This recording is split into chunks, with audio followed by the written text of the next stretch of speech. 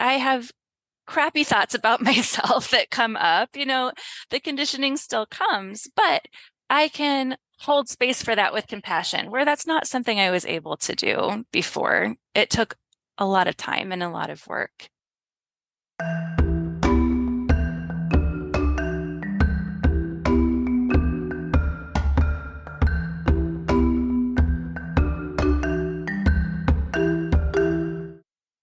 Hello and welcome to Self Talk. I'm your host, Rachel Astarte. Today, my guest is Lauren Leduc. She's a visionary, yoga teacher, intuitive, mentor, and mama, as I just noticed because I just got to meet her daughter. She has this special gift of cultivating community and creating accessible experiences. Lauren has taught thousands of students with her approachable and intelligent methodology.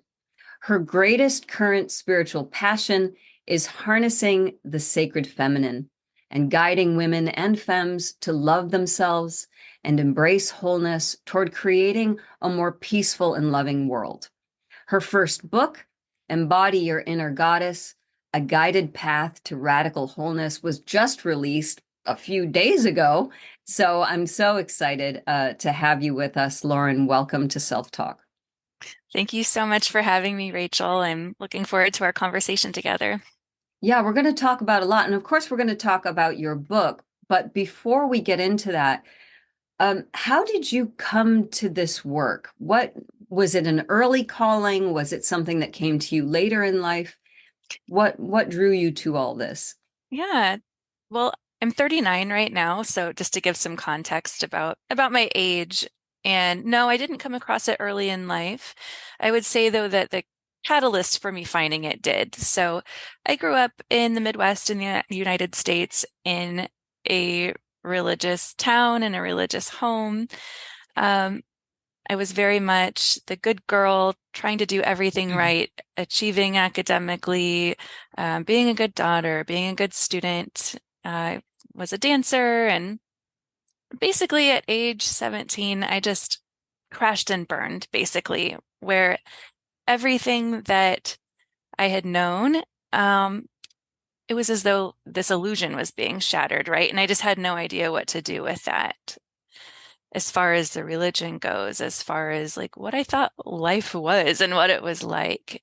And in that crash and burn, I developed a really difficult eating disorder that lasted a good 10 years. Mm-hmm. So that eating disorder sparked this healing journey for me and this journey of self-discovery of who am I? What do I actually believe? What is this world? Just, all the existential questions that many of us come across at some point in our lives, but we have to kind of get out of the programming first. And so I was introduced at that point to therapy, to yoga, and those things became integral to my healing in the next 10 years. I didn't heal right away. It took a long time.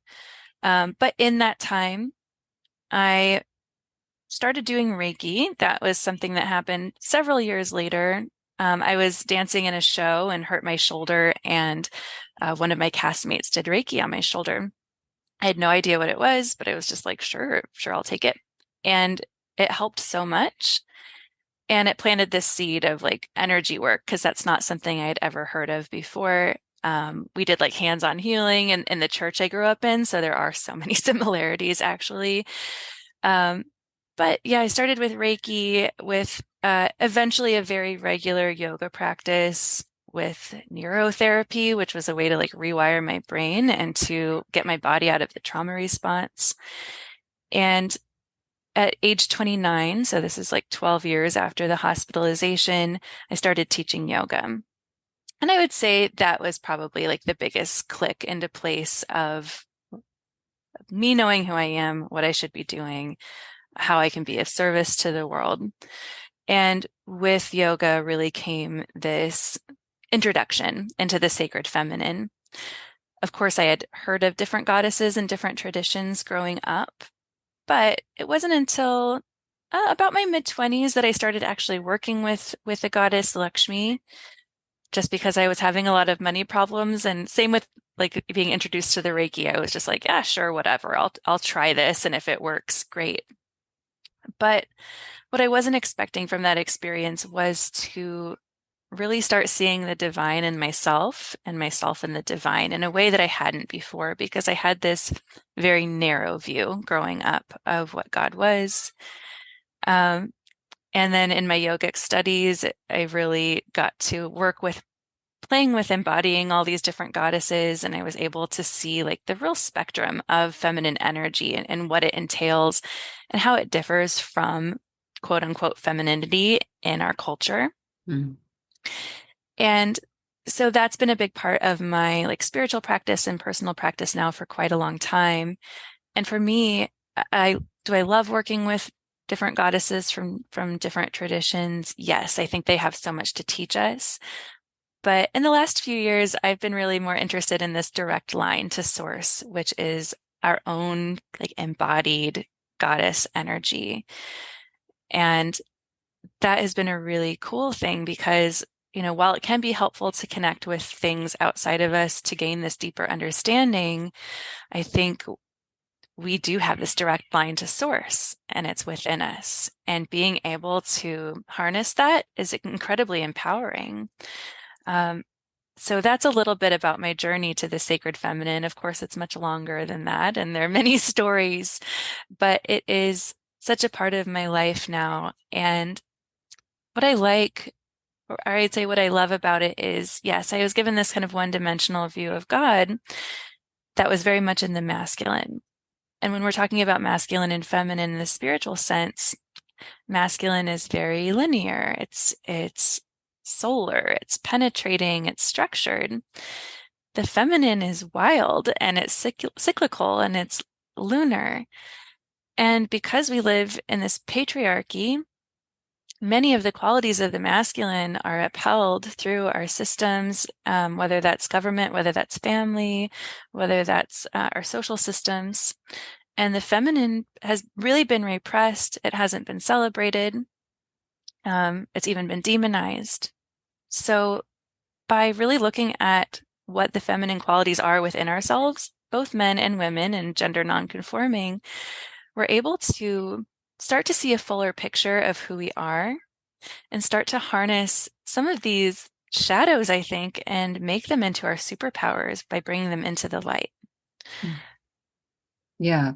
When you talk about these shadows, and there are a couple things, a lot of lovely things you said, and I'll go back to a couple of them. But let's talk about that shadow. What are some shadow elements that you help bring into the light? Mm. Well, one thing I'll say is what I noticed working with my own shadows and working with clients is that oftentimes they just point to our desires. So say that my shadow is jealousy, right? Like something in me comes up and I'm so jealous every time I see somebody accomplishing something that I want to do. When I shine compassion onto that, I see that my deep desire is uh, to be seen, to be loved, and to really like be in joy with what I'm doing. So, my human brain and emotions might go to jealousy first, but, you know, I actually get to see what my true desires are through that. I'll also say that, that's one example of a quote unquote like negative quality, but there are things like deep sensitivity that are so beautiful and powerful, but they are put into the shadows because they are not understood or celebrated, I think, by much of society. So for me, I always thought that that was a real debilitation in my life, feeling so much. I was taught not to show it. So I would just have all of this inside of me, and I thought there was something wrong with me. But when I started learning about like highly sensitive people, for instance, and identifying myself in that way, I was able to see that under the right circumstances and conditions, that this sensitivity is such a superpower. So is it going to work for me, working a 9 to 5 that I don't care about? Probably not, right? Like maybe I'd build the strength to harness it in that way. But for me, being able to see it as a strength, I was able to figure out like, how can I be of service to the world? How can I use this? And for me, it's been through the yoga and the intuitive work, and entrepreneurship too has been such a beautiful thing because I can create my own schedule, like around my cycle. And I can, I can give space for things that maybe a typical lifestyle wouldn't have space for. Mhm. Yeah, that makes perfect sense. And actually that does circle back to something you were talking about earlier, which is our connection to source and Mm. the way that we carry that divinity within us, all of us, men, women, and non-gender non-conforming for sure. All human beings, all beings carry source within them. So in your work, um, how do you help your clients or the people, your students, to not only just find that in themselves, but before they even get there, to trust that that's there, right? How do you Mm. help someone to see their divinity or their connection to source? Yeah, that is such a great question because yeah, how do you I can't really implant that faith into somebody. It's something that they have to find for themselves, I think. Um, I love working with the chakra system. Um, that's how I work in my book. That's how I work with my clients a lot of times because we don't go straight to that. We start with the dense stuff. We start with the root. So the root chakra at the base of the spine, it holds like our safety and our relationship with our bodies and our relationship with the earth and our fears and our inner child, like so many things that we can work on first, I think, but before like bypassing, I think some of the harder stuff and going straight to source. So, in my opinion, there's usually just a lot to sort through first, but I do keep the messaging of you are divine, you are whole through the whole thing, because I think people need to hear that and they need mirrors of that, right? They need someone to sometimes to illuminate that for them. Um, it's not work I can do for anyone else, but I can hold the space for it, right? And I can encourage them and I can provide maybe some accountability, things like that. But I find oftentimes once we work systematically through the chakras, then it is easier to find that connection. And honestly, kind of what I spoke to earlier with the bypassing, if you don't go through all the more human stuff first, you're not really doing the work to heal and to find that true sense of wholeness that comes with the realization that you're divine. Because the truth is we're both, right? We're in bodies, we're humans, we're messy. We get to be that and we get to be holy. And I don't think we can just focus on one or the other. 100%. Yeah, and that is such an important point too, is and today I wanted to talk a little bit about conditioning, right? And how we move past conditioning. And that speaks to what you're saying. There's inner child work, there's deeper wounding that needs to be addressed. And it sounds like the your approach is very much non-pathologizing, right? Mm. So that what we are going through, and this is something I work with clients as well, which is why I was so intrigued to have you on the show, is, and not a lot of people talk about this, that the whole concept of there's nothing wrong with you. We feel like something's wrong with us, and that's our conditioning, right? Our conditioning is saying we're out of alignment. But instead, what we're actually saying is, no, that's a blessing, right? To know, to be able to recognize that you're out of alignment, and do that work and not bypass and go to, oh, I'll just do some mantras and surrender. The This brings us back to the shadow work. And you were talking about the more positive aspects that we might disown in ourselves, Mhm. which is referred to as the golden shadow, right? When we disown our own love, self-love, our connection to the divine, and then we project it onto a teacher or a guru or somebody else and let them carry it for us, right? Mhm. So what I'm hearing from you is that you're saying to your clients or your students, um, or you're holding that constant for them, that you are connected to source, you are part of, and maybe eventually they're going to wake up enough to see that.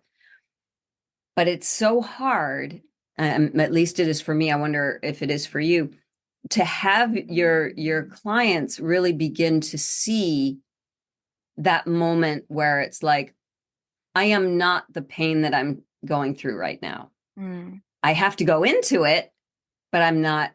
It doesn't define me. I'm larger than that. Do you find that when you work with people? Yeah, I think that it can take some time, right? And I know for me, it's taken a lot of time. And, I'm such a devotee of yoga because it does provide so many tools for this very thing, right? It might be in a little bit different language than we use today, but it gives us the tools to recognize, like, yes, I have these emotions, but they aren't who I am. Yes, I have these thoughts, and they're not who I am. I'm the one who's observing them. And when I'm doing this inner work, I can start to learn how to observe them with compassion, which is such a beautiful thing. Something I've also found important in my work is to really share my own path because I'm not constantly in that space where I'm feeling divinely connected. I'm not. I forget all the time. I have crappy thoughts about myself that come up. The conditioning still comes, but I can hold space for that with compassion, where that's not something I was able to do before. It took a lot of time and a lot of work, and a lot of tools. Yeah, I think that's the important thing is, and I say this to my clients all the time, therapy is not about eliminating the triggers. It's about what do you do with them? Because we can't necessarily change what happened. We can't change what happened to us. We can change our association with what happened to us and how we manage from this point forward. Um, so that's a beautiful point. So thank you for bringing that up. Uh, Here's a question, since we're talking about the chakra system. Um, what or do you find that there is a particular do you find that there's a particular energy center that people have the most difficulty with?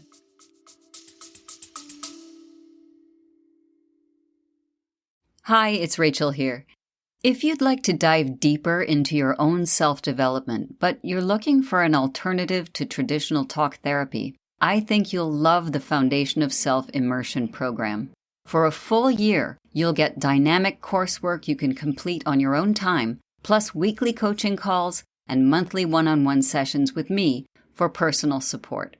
Visit foundationofself.com and click on the events page for more information. That's foundationofself.com.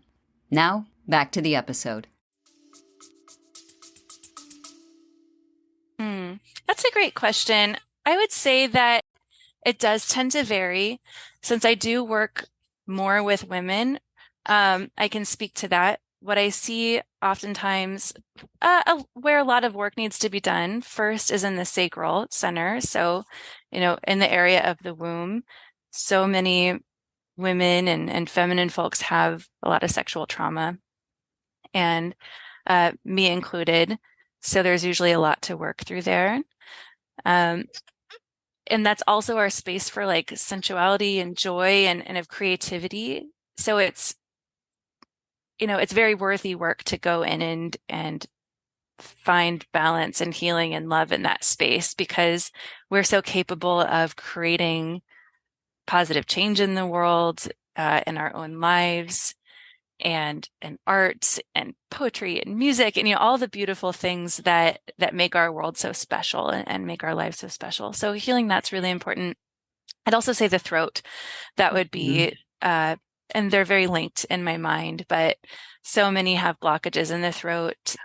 They've felt as though they're not really able to speak their mind a lot of times in life, or maybe they've been shamed for that. Mhm. Um, also, on the flip side, the throat isn't just about speaking, it's about listening. And our world is so full of distractions these days that a lot of us have really lost this skill of active listening. Yeah. So that's just as important as, unleashing the voice. True. And the throat chakra is also about creativity, which makes another really beautiful connection between the lower chakras and the throat. You know, we are creating and we need to be able to have that flow there. Hmm. Yeah. So let's talk a little bit about your book too, and this concept of embodying your inner goddess. What does that mean to you, and what does that mean for the purposes of the book? Yeah, most simply put, it's embodying your direct line to source or to the sacred feminine. Um, but when I'm working with clients intuitively, and there's a meditation I lead in the book as well, we're actually like looking at this inner goddess, and she's going to appear in as many individual ways as people exist. So when I'm doing a reading with somebody, I pull up their inner goddess first, and then instead of like a angels or spirit guides or something like that, and then we look at their energy centers. Um, does this like floating goddess truly exist somewhere? Maybe not in the way like that I'm seeing it or describing it, but it is very much a part of them. And I think when we're tapping into the energy and looking at it, that it's communicating to us what we need to see. So I might look at somebody's and they have this like dark mermaid goddess, for Mhm. instance, and she's flowing and she's discerning, and she might have this like quiet, calm, observant energy. I don't know. I'm just making one up right now. But the reason I'm communicating what I'm seeing with the client is because there's something in her that needs to be kind of internalized within them and then brought to the surface through this embodiment process. So I do love that everybody has this like unique individual inner goddess, and truly it's this feminine aspect of their soul. And she holds so many gifts, um, so much of like the frequency of their purpose too, I think. And purpose doesn't have to be like, I'm a doctor, I'm a lawyer, I'm this or that. It's just like, how do you make others feel? What energy are you carrying with you? And how does that manifest through your actions? So connecting with her is such a beautiful and empowering thing, again, because it's not something outside of ourselves, it's something within ourselves. And when we connect with the inner goddess, we also connect to this concept of radical wholeness, of I am enough because I'm divine. And all of the messy human aspects of me are welcome to the table as well. Right, right. That makes perfect sense. And Mhm. so when you talk about wholeness too, and we touched on it briefly, but I want to bring it back. Mhm. The balance of the masculine and the feminine, right? So when we're focusing on the sacred feminine, and we're focusing on the generativity, and we're focusing on the nurturing, and we're focusing on the fluidity and the cyclical nature, then there's also the sacred masculine, which Mhm. is, honestly, I think that we think, well, men, patriarchy, all this, but those men are not behaving from the sacred masculine, right? No. So, what are ways that we could actually combine the two? I mean, does the goddess, the inner goddess, allow us to make that connection between the both hemispheres of the sacred, the masculine and the feminine? Yeah, I think so. And I think one of the reasons I personally have focused so much on the feminine in my own life and then in this book is just because of this maybe expectation to be in my masculine a lot and really feeling hurt by only being in that side of myself. So I wanted to give a lot of space and attention for this feminine side. That being said, they're both extremely important. We all hold both of these energies within us, right? So the masculine is incredibly important. So I think we can talk about like this concept of flow, for instance. It's great to think about waking up and not having any plans and just seeing where your intuition takes you all day. Is that realistic? And is that going to provide us with maybe the structure that we need to make goals, for instance, to be able to like, organize? No, we need both. So for me, incorporating the feminine into my day in a way that's kind of masculine is I might need to schedule the time in, right? Mhm. Or it might mean doing the action and softening into it. So I'll give an example. Last night, I was leading a circle online. There's so many masculine aspects that come into like even being able to do that, right? Like I've got to set up the technology and the space and make sure everything's working right before I can like drop into my flow state. They're both needed. I'll be honest, I wasn't really feeling like showing up. I was really tired. We had a big packed weekend. And my thought was, I'm still going to show up and do this, but I'm going to allow myself to not feel like I have to be on. I'm just going to be soft and I'm going to go with that. And it ended up being so beautiful. And it was nice to see, like, these energies working simultaneously, and they always do. And it's truly not black and white. They blend together. I see it as more of a spectrum or more of a gradient, if you will, if we're talking about black and white. And when these energies are, I don't even want to say balance because I don't think you're ever like harnessing both equally perfectly all the time, but when they're playing with each other, it's such a beautiful thing. And it is that state of flow, actually. I think of like, if we're like way too much into our right brain, right? It's like ultra structured, ultra controlling. If we're way too far into our left, it's chaos. So we're looking for that sweet spot in between. Yeah, that makes sense. Absolutely. Right. So let's talk for a minute about what may seem like an obvious question. Why do we do this work?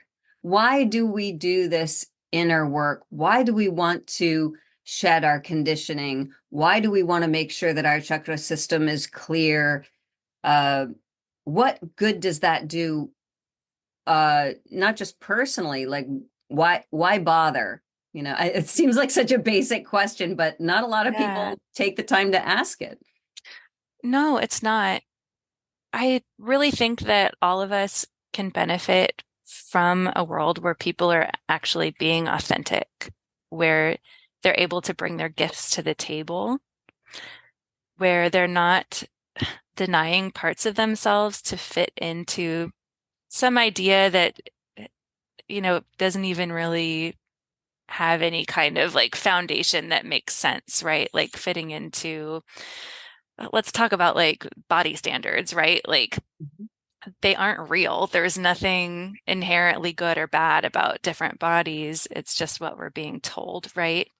And there's so much like peace to be had in realizing that and like seeing the illusion. And like when I think about, the millennias of women and people who don't hold power and influence not truly being able to bring their gifts to the table and contribute to society more so than just like child rearing or whatever. Not that that isn't important. It's very important. Um, it makes you wonder like what could have been invented? How could we be working better with the earth right now rather than destroying it? How could we be collaborating more? What kind of art would be out there? There's so much untapped potential. Yeah. So, and that is on a microcosmic level and on a macro level as well. There's untapped potential Yeah. for beauty. Right. Uh, Right. And so all of that starts from us, right? From each yeah, individual person. So it's it behooves us to really clean up our house Mm-hmm. so that we can be radiating uh, that energy, our true energy. So you're talking about sharing gifts, and I want to clarify too, because we hear that a lot in the psycho spiritual world. Share your gifts. Mm-hmm. And I think in my experience, maybe it's been with you, people don't really know what that means. I don't have any Mm-hmm. gifts. I'm just me. Like you said, I'm just a mom, or I'm just an accountant or whatever.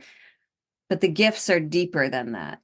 The Mm. gifts are the gift of your true self, Yeah. right? Being that in the world. Is that partly what you mean? And Yeah, yeah. absolutely. And, just in probably spiritual speak, we talk about like frequency, but it is like if you're around somebody who's truly themselves, Mhm. it feels different, right? And it's kind of intangible to say it in that way, but it does. And just imagine if everyone had that ability. Right. Um, I love like the LGBTQ movement because by, really resisting this this programming to have to like express their sexuality in one way and by like embracing their truth, uh, they have been spreading unspeakable joy in our world.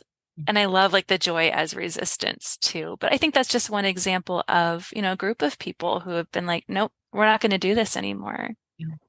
And like how much beauty and art has been unleashed in this world. And uh, I think that you know, there are a few people in that community who are representatives and stuff in our government, but I think the more that's accepted and embraced, like the more we're going to see maybe legislation, for instance, that keeps everyone in mind rather than just a few, right? Yeah. Um, I know I'm kind of jumping all over from like the Ah, micro to the macro, yes. but I think that's one example of like, let's embrace this authenticity. This is who I am. Mhm.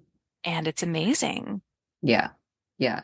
And that's how it would manifest uh for this particular group. It can manifest in many different ways for many different people. It could be fully embracing motherhood or fatherhood. It could be Mhm. simply embracing being an artist. And what you said is so important. That frequency, the vibrations that we're putting out, not only affect the people that we're sitting with in the moment or online with at the grocery store, but but collective consciousness, right? Because that's Yes. the energy that we are putting out, Hmm. right? And that affects everything around us. So again, that wholeness, and understanding that starts with us, right? Yeah. It sounds very selfish, but that's the opposite of what it is. Where else does does the change, the energy that we're putting out, where does that come from? But here, Mhm. right? Absolutely. I think if you believe in the collective, right, then whatever you're doing to uh, be in your joy, raise your vibration, whatever you want to call it, does affect everyone and everything. And if even if you're not quote unquote healing or embracing these tools to feel more grounded and be more authentic or be in yourself, you're still affecting everything. Yeah. So it's a choice. Like, Yeah. how am I going to affect the collective? Am I going to point fingers everywhere else? Um, a critical eye can be important sometimes, but why am I going to be pointing to someone and saying they need to be peaceful when I'm not cultivating that within myself? Right. Exactly. That's great. So that's a beautiful thought to leave it with today. Lauren, how can people find you? Yeah, first, I just want to thank you so much for having me on. I love this conversation and just want to honor you for hosting this podcast and bringing these kinds of conversations into the consciousness. You can find me at laurenleduc.com, LAURENLEDUC, and that leads to all my services and my book. And I'm also on Instagram at I am Lauren Leduc. I am Lauren Leduc. And that's pretty much the only social media platform I log on to. Yeah, I hear you. Okay, beautiful. So, Lauren Leduc, thank you so much. And thank you, special guest, cameo appearance. And we will make sure that those links are in the show notes so people can find you. Again, Lauren, thank you so much for being on Self Talk today. Thank you, Rachel. I appreciate it.